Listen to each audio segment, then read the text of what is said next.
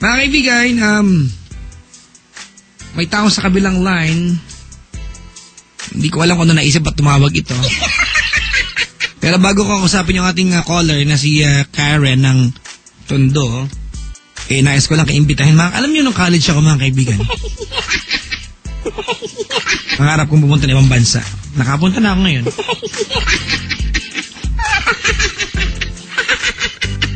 Diba? Oo nga, mga kaibigan. Kaya lang, yung speaking of pupunta ng ibang bansa, yung ating mga kababayan na pinaka mabilis na paddler sa buong mundo. Yung ating Philippine team, mga kaibigan, ha? Our very own, mga kaibigan, Philippine Dragon Boat Federation team ay pupunta po sa 10th IDBF World Dragon Boat Racing Championship. Ayan, nagaganapin sa August 1 to 7 sa Florida, USA. Pupunta po sila. Gusto ko sana sumama. Kaya lang, hindi ako po pwede dahil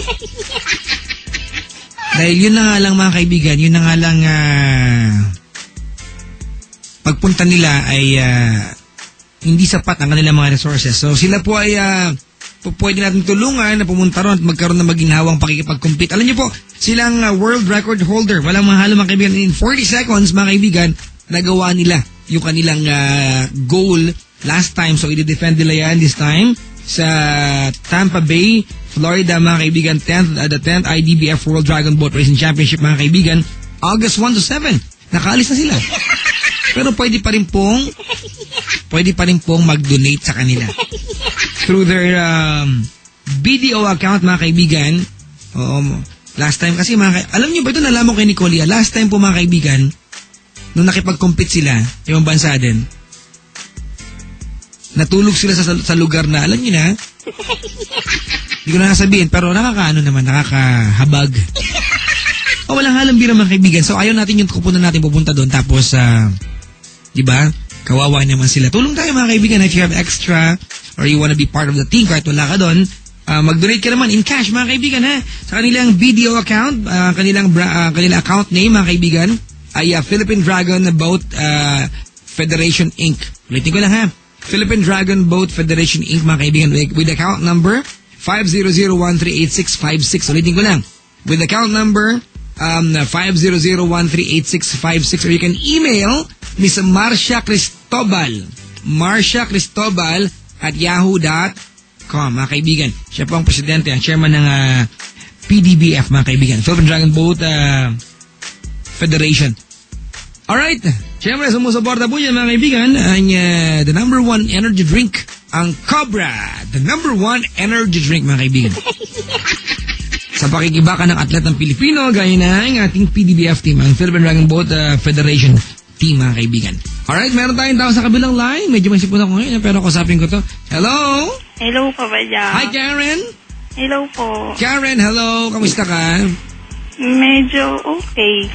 Uy, may drama sa umpisa, ano? Papa Jack, kamusta ka na? Ayos sa tanong, Okay naman. Ikaw, kumain kamusta ka na, Papa Jack? Uy, salamat. Alam mo, bibira magtanong sa akin ng ganyan. Pag may tumatawag sa akin, lagi ang tanong, may problema po ako, may magagawa ka. Hindi naman ganun, pero bibira kumain na ako, Papa Jack. Ikaw hindi ka pa kumakain. Kumain na ako. Ano kinain mo, Papa Jack? Ayaw ko sabihin, baka sabi mo social ako. Wow. Hindi pa man wow na. Hindi, kumain lang ako ng siomay. Tuna sandwich. Tuna sandwich?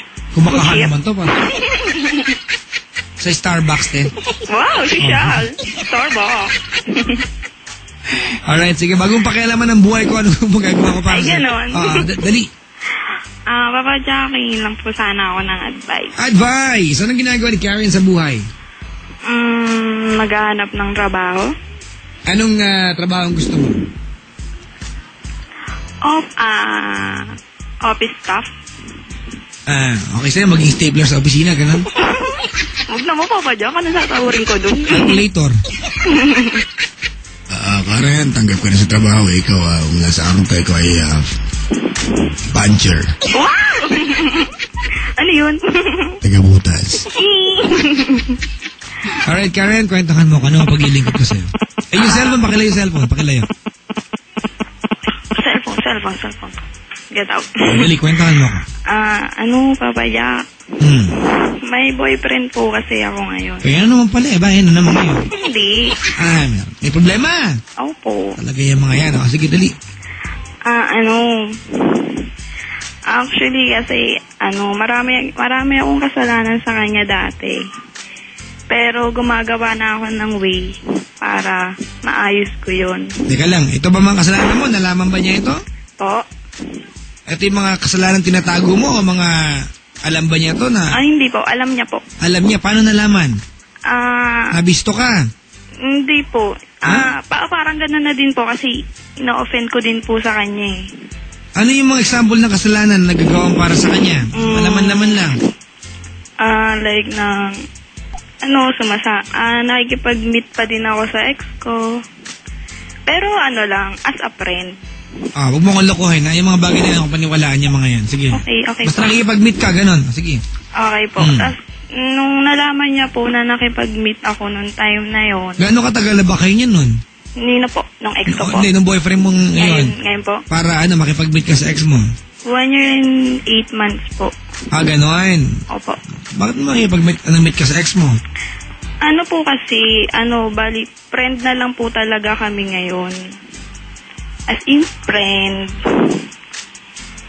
Tapos, ayun po, marami pa po kasi akong, past na kasalanan sa kanya. Pero ngayon po, okay po kami. Pero para po kasing bumabalik to na yung sitwasyon namin, Papa Jack eh. So nakakarma ka na? Po, parang ganun na po. Tapos, Papa Jack, gumagawa na po ako ng way para magkaayos kami. Tapos, ito nga po, nung lumayo ako. Gano'ng katagal na kayo ngayon? 1 year and 8 months, Papa Jack. Nung nakikipagkita ka sa ex mo? Lang po yun, last month.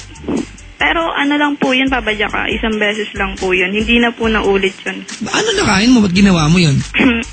Po kasi, as in, friend na lang po kami. Kasi nung time na yun, Papa Jack, mag-away po kasi kami. So, ganun yun? Ha? Po. Ganun yun dahil nag-away kayo, di ba? You ran to your ex-boyfriend? Hindi naman po sa ganun. Siguro po nagkataon lang po na ganun. Kasi Papa Jack, marami na pong inaano sa akin yung ex ko na, uy, kamusta ka na? Kita naman tayo, ganyan. Tapos, tinatanggihan ko siya kasi nga, Papa Jack, mas pina-priority ko yung boyfriend ko ngayon. Pero, yung boyfriend ko po kasi ngayon, Papa Jack, dati, super, hindi naman super, TH. Pero ngayon, parang bumabaliktad na ako yung nagti-TH sa kanya. Pero sabi niya, magtiwala lang daw po ako, ganyan. Tapos, marami po kasing nagbago sa kanya, Papa Jack, dati. Ang dami pong nagbago sa kanya ngayon. Tapos, humihingi po siya ng chance, Papa Jack. Paniwalain niya daw ako na mahal niya ako. Nagsusorry siya, Papa Jack, kasi gusto niya bumalik ako sa kanya. So iniwan mo siya? Hindi naman, Papa Jack, na iniwan ko siya. Lumayo ako. Pumunta ako sa ibang lugar para masabi ko sa Fairview. Kasi nasa Tondo ako ngayon, Papa Jack. Taga saan ka ba talaga? Hindi, Papa Jack. Taga Tondo po talaga ako. Pero may bahay po kami sa Fairview. Ganon. Po.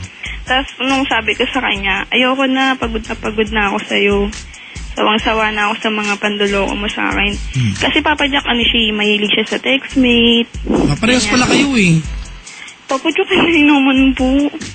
Kasi siya, Papa Jack, kapag kasama niya ako, hindi, parehas kayo na walang respeto sa bawat isa. Diba? You don't really mind, diba, kung ano mararamdaman ng isang tao sa inyong relasyon, diba? Kaya pagkita ka sa ex mo kasi magkaaway kayo. Hindi, Papa Jack, na yun siguro, 8 months ago na. Basta, Papa Jack, matagal na yun. Anyway, parehas kayo may nagawa sa bawat isa, tama? At nilayuan mo siya kasi may mga nagagawa siya na nakakapanakastamdamin mo. Tama, mali? Tama. Okay, so kung gano'n, humingi siya ng tawad, the biggest question is, mahal mo ba yan? Sino, Papa Jack, yung ex ko? Yung kalabaw sa kanto. Yung ex ko, Papa Jack, hindi ko na yun mahal, promise. Nilayuan mo ngayon? Ngayon, Papa Jack, mahal na mahal ko po yun. Ba't malayo ka? Hindi, Papa Jack, kasi ganito po kasing nangyayari sa relasyon namin. Magkasama nga po kami, pero pakiramdam ko, yung attention niya nasa iba. Ganito, tawag nito? Karen. Yes, Papa Jack. Kala ko Gina eh. Ay, tumakbo. Ito, para sa paborito kong apo na medyo makate. Uy, marami naman Nakibagkita Papa sa Jack. ex-boyfriend. Si Gina. Karen po. Ay, ikaw pala, Karen, yung makate, ano? Ay, hindi. Apo, ayan ba, inahit mo, kinamot mo na, baka magpantal yan. Papa Jack naman, saan ba? Masyado na malaki yung mapula-pula na yan, ano? Yung alin po ba, Lolo? Yung hindi ko nga alam kung anong tawag dito. Hindi mo Ganito ang gawin natin. Karen, Yes, Papa Jack. anong mo sarili mo? Meron ka ba na-solve na problem sa paglayo mo sa kanya o naginhawaan ka ba? Actually, Papa Jack, wala naman eh. Hindi kasi may mga pagkakataon, Karen, na kailangan nating space away. Oo nga po, yun nga po, Papa Jack. Kung feeling mo sapat na yung space na meron ka ngayon, iba kung wala namang maitutulong sa itong paglayo mo, at lalo ka lang malalay sa taong mahal mo. Hindi kasi, Papa Jack, kaya ko po yun ginawa. Gusto ko po patunayan sa sarili ko na, ba't pa ba ako maghihirap dyan Kaya ko naman kalimutan yan, tsaka meron kaya pa mo nga naman ba? iba. Tapos gusto ko rin patunayan sa kanya na, okay, sige, ganyan ginagawa mo, bahala ka. Kasi Papa Jack, pakiramdam ko kapag naghahabol ako, talagang sinasabi niya na, kaya mo nga ba? Maghabol ka. Yun nga po, Papa Jack, hindi. Yung hindi, huwag na magplastikan. Pero actually, Papa Jack, kasi kaganina nag-usap kami. Kaganina? Yes, Papa Jack. para kagahapon, kaganina. Kaganina lang po, Papa sige, Jack. tapos? Kaganina, nag-usap po kami. Kakauwi ko lang po nun Dito na po ako sa kanila dumaan talaga, promise. Kasi nag-text siya, Papa Jack, sabi niya sa akin, mahal na mahal kita. Naghihintay ako. Hintayin ko lang na mawala yung galit mo sa akin. Maghihintay ako. Ganon. Sige, anong gusto mong Tapos, Papa Jack, nung nag-usap na kami, nung kaming dalawa na lang, hindi ko alam kung maniniwala ako sa sasabihin niya. Hindi ko alam kung maniniwala pa ako sa mga i-explain niya sa akin na bigyan mo lang ako ng time, babawi ako. Sabi niya. Nung nakagawa ka ng kasalanan, Karen, pinagbigyan ka ba niya? Opo, Papa Jack. Kasi mahal ka niya, no? Opo, Papa Jack. Mahal Ako mo naman, siya. Papa Jack, binigyan ko rin naman po siya ng chance. Yun lang po, Papa Jack. Ang tanong dito, Karen, kasi kung tutuloy-tuloy yung kasi kung feeling mo tama na yung panahon na paglayo mo, di ba? Nakuha mo na space na gusto mo. Opo, Papa Jack. Okay na yun. Pero kung tutuloy-tuloy mo to at lalong mawawala yung taong mahal mo ka mo, naku, mag-isip-isip ka. Gusto mo bang tuloy-tuloy mawala siya? Siyempre, hindi, Papa Jack. Okay, anong ginagawa mo? Ba't nilalayo mo sarili mo sa kanya? Dahil din po kasi sa kanya, Papa Jack, kasi kapag magkasama po kami... Yan, tanong dito. Stop. Okay ba? Pride na to, Karen, Hindi na to Pride na to binabiral mo dito, Mahal mo naman, di ba? Opo. Gusto mo mawala, hindi? Hindi. Ba't umarte ka? Hindi kasi, Papa Jack, Sige, ganito na lang. Hindi ka nakikinig, tuloy lumayo ka na lang sa kanya. Makipag-break ka ngayong gabi. Dali, ngayon, on air. Ayaw, Papa Jack. Ayaw makipag-break. Ayaw. Anong gagawin mo? Ayusin na lang po namin. Yun yung sinasabi ko, makinig Kasi di ba sabi mo sa akin, di ba, tapos na yung time na gusto mo, di ba? Opo. You wanted the space, nakuha mo na, di ba? Opo. Oo. Gusto mo ba ng time? Kasi yung paghingi natin ng space, alright? Opo. Yung paghingi natin ng space sa isang tao na minamahal natin, normal yun. Opo. Yung gusto natin mahiwalay ng bahagya, walang problema, di ba? Di ba? Opo. Oo. Pero, merong risk yun, di ba? May panganib. Na baka sa paglayo mo ngayon, pagbalik mo, everything will not be the same na. Magbago for better or maybe mas pumangit. O ngayon, okay na ang lahat at okay pa yung babalikan mo. Huwag ka nang umarte. Gusto ba umarte pa? Kasi, Papa Jack, parang gusto ko pa siyang pahirapan. Ganun ba? Ganun ba ang tingin mo sa pagmamahal, Karen? Hindi, Papa Jack, mahal ko naman po siya. Hindi ka niya napagmamahal. Gusto ko lang po gumawa siya ng ng paraan niya na mapapaniwala niya Karen, sa mga ikabawi niya. Yung sinasabi mo ngayong gabi, okay naman yan. Opo. Walang problema sa sinasabi mo ngayong gabi, di ba? Opo. Kung sana hindi mo mahal yung lalaking yan at hindi ka takot mawala yan, eh mahal mo eh.